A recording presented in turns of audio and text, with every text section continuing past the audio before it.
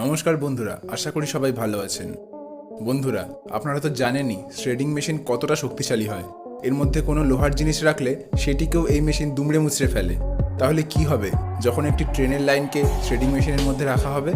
আর iPhone company দাবি করে তাদের ফোনের স্ক্রিন বাকি ফোনের তুলনায় অনেক বেশি মজবুত হয়। তাহলে কি হবে যখন একটি আইফোনের স্ক্রিনের উপর 1000 ডিগ্রি তাপের মেটাল বলকে রাখা হবে? এই আইফোনের ডিসপ্লে কি মেটাল বলের হিটকে সহ্য করতে পারবে? আর কি হবে যখন হাইড্রোলিক প্রেসের নিচে অনেকগুলো কয়েন রেখে চাপ দেওয়া হবে? তো বন্ধুরা, আজকের ভিডিওতে আমি আপনাদেরকে এমনই 5টি খতরনাক এক্সপেরিমেন্ট সম্পর্কে বলবো যার সম্বন্ধে আপনি হয়তো কখনো আগে শোনেননি।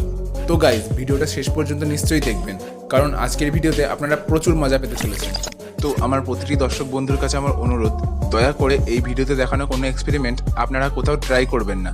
এটি আপনাদের জন্য অনেক বিপজ্জনক হতে পারে। তো ওয়েলকাম বন্ধুরা রোমহর্ষকের আরও একটি নতুন ভিডিওতে। চলুন শুরু করা যাক। Number 1, lava versus glass.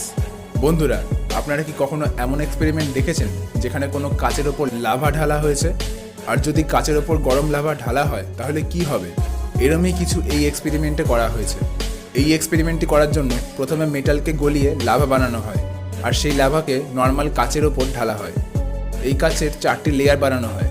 তারপর যখন সব থেকে ওপরের কাচটিতে লাভা ঢালা হয় তখন মাত্র কিছু সেকেন্ডের মধ্যেই লাভার হিটে কাচটি ফেটে যায়। তারপর এইভাবেই প্রত্যেকটি কাচের ওপর লাভা ঢালা হয়, আর দেখা যায় যে লাভা নর্মাল কাচকে খুব সহজেই ফাটিয়ে দিতে পারে। আর তারপর যখন এই লাভাকেই ফায়ার রেজিস্ট্যান্স গ্লাসের ওপর ঢালা হয়, তো লাভা ঢালার কিছু সেকেন্ড পর্যন্ত তো গ্লাসের কিছুই হয় না, ফাটেও না, ক্র্যাকও ধরে না। কিন্তু কিছুক্ষণ পরই লাভার হিটে এই কাচ গলতে শুরু করে, আর যখন এই কাচটি ওভারহিট হয়ে যায় তখনই এটির ওপরের লেয়ারে পুরো ক্র্যাক ধরে যায়। কিন্তু এই কাচটিতে কোনো হোল হয় না। তাহলে এর থেকেই বোঝা যায় যে ফায়ার রেজিস্ট্যান্স গ্লাস কতটা মজবুত হয়, যা অধিকের থেকে অধিক তাপমাত্রা সহ্য করে নিতে সক্ষম। এরপর এই লাভাকেই গাড়ির উইন্ডো গ্লাসের ওপর ঢালা হয়। ঢালার পর কিছু সেকেন্ড পর্যন্ত তো এই গ্লাসের কিছুই হয় না, যা দেখে মনে হচ্ছিল হয়তো গাড়ির জানলার কাচ এই লাভার তাপ সহ্য করে নিতে পারবে। কিন্তু কিছু সময় পর এই কাচটি ফেটে চূর্ণ বিচূর্ণ হয়ে যায়। আর বন্ধুরা, এবার এই লাভাকেই যদি কোনো বুলেট প্রুফ কাচের ওপর ঢালা হয় তাহলে কি হবে? চলুন দেখে আসি। তো এই লাভাকে যখন একটি বুলেট প্রুফ কাচের ওপর ঢালা হয় তো অনেকক্ষণ তো এই কাচের কিছুই হয় না, কিন্তু কিছুক্ষণ পরই এই কাচের ওপরে ক্র্যাক ধরতে শুরু করে। কিন্তু এটি ভেঙে টুকরো টুকরো হয়ে যায় না, শুধু কিছু ক্র্যাক পড়ে যায়। তো পরে এই লাভা ঠান্ডা হওয়ার পর যখন গ্লাসের ওপর থেকে এই লাভা সরানো হয় তখন দেখা যায় এই কাচ নিচ থেকে পুড়ে গেছিল, কিন্তু কোথাও কোনো হোল হয়নি। Number 2, play with gravity. বন্ধুরা, আপনারা গ্র্যাভিটির সাথেও খেলতে পারেন। যেরকম আপনারা এই ভিডিওতে দেখতেই পাচ্ছেন কিভাবে এই বোতলের ঢাকনাটা নিচের দিক থেকে ওপর দিকে উঠে যাচ্ছে। কিন্তু গ্র্যাভিটির প্রভাবে তো সবকিছু ওপর থেকে নিচের দিকে আসার কথা, আর এখানে তো ঠিক তার উল্টোটা হচ্ছে।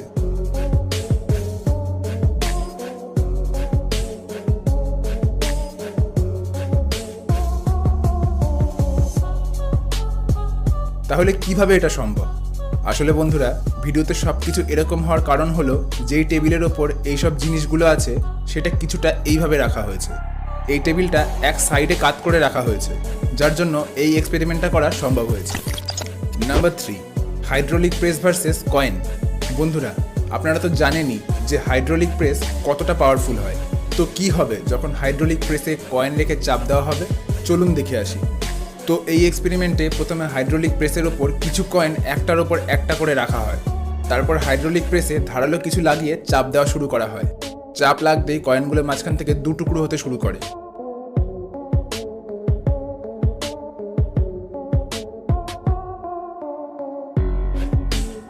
এরপর যখন ধারালোটি বদলে সিলিন্ড্রিক্যাল কিছু লাগিয়ে কয়েনগুলোর উপর চাপ দেওয়া হয় তখন সব কয়েনগুলো অত্যাধিক চাপ খেয়ে চ্যাপ্টা হয়ে যায়। এরপর হাইড্রোলিক প্রেসের চাপ উঠিয়ে নেওয়া হলে দেখা যায় যে কয়েনগুলো চেপটে একেবারে অ্যালুমিনিয়াম শিটের মতো পাতলা হয়ে গেছে। এরপর যখন আবার কিছু কয়েনকে গরম করে রেখে পুনরায় চাপ দেওয়া হয় তখন তো কয়েনগুলো খুব সহজেই চেপটে যায়।